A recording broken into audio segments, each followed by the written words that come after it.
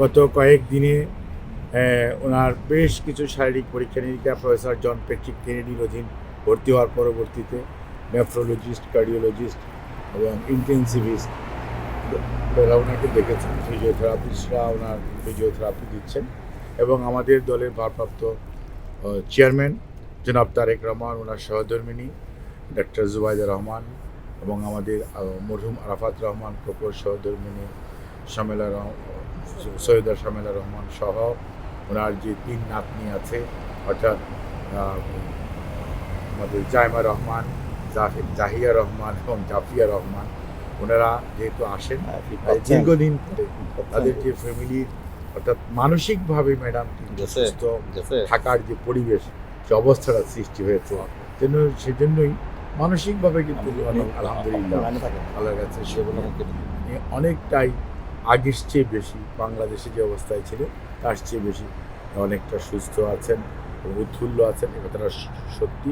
এখানে আমাদের যে সকল কনসালটেন্টরা ওনাকে দেখেছে তার মধ্যে জেনিফার ক্রস অন্যতম, যিনি একজন নেফ্রোলজিস্ট, এবং ডক্টর প্রফেসর রডসন, উনি একজন কার্ডিওলজিস্ট, এবং এখানে আমাদের গোল্ডস্টোন ইজ ইন্টেন্সিভিস্ট। এছাড়াও যাকে প্রয়োজন সে সমস্ত ডাক্তার সাহেবরা দেখতেছেন এবং দেখার পর বিভিন্ন পরীক্ষা অ্যাডভাইস করেছে।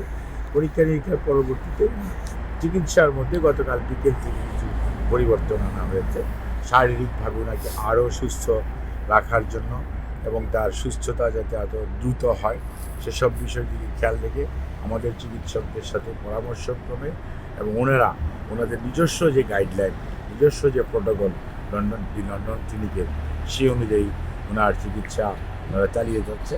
এবং আমরা দেখতে পাচ্ছি যে উনি 8 তারিখের তুলনায় আজকে যদি আমরা চিন্তা করি তাহলে স্বাভাবিকভাবেই ওনার শারীরিক অবস্থা কিছুটা স্থিতিশীল আছে এবং এভাবে যদি চলতে থাকে তাহলে হয়তো আগামী কয়েকদিনের মধ্যেই হয়তো দেখা যাবে যে শারীরিক অবস্থা সম্পর্কে আরও সুনির্দিষ্টভাবে কিছু কথা বলার সময় আসবে। সারা পৃথিবীর বিভিন্ন জায়গায় বাংলাদেশের যে মানুষ ছড়িয়ে আছে তাদের যে অকৃত্রিম ভালোবাসায় এবং সর্বোপরি কাতারি গভর্নমেন্ট যে সহযোগিতা বা সহমর্মিতার উদাহরণ সৃষ্টি করেছে, এটি অবিস্মরণীয়। আজ আমরা সকল কিছুই পরিবারের পক্ষ থেকে, আমাদের ভারপ্রাপ্ত চেয়ারম্যানের পক্ষ থেকে আমরা কৃতজ্ঞতার সঙ্গে স্মরণ করি এবং আমাদের দলের পক্ষ থেকে আমরা জন্য কৃতজ্ঞতা জানাই, ধন্যবাদ জানাই। আপনাদের মাধ্যমে সবার কাছে আমরা ওনার জন্য সুস্থতার জন্য দোয়া কামনা করি। আপনারা দোয়া করবেন যাতে উনি আশু রোগ মুক্তি হয়, আমরা আরও সুস্থ হয়ে উনি দেশে ফেরত যেতে পারে। আমরা আজকে যে হসপিটালে ওনাকে ভর্তি করা হয়েছে এটি একটি 94 বৎসরের পুরনো একটি হসপিটাল, যেখানে সর্বাধুনিক চিকিৎসার সকল সুযোগ সুবিধা রয়েছে, এটি আপনারা জানেন।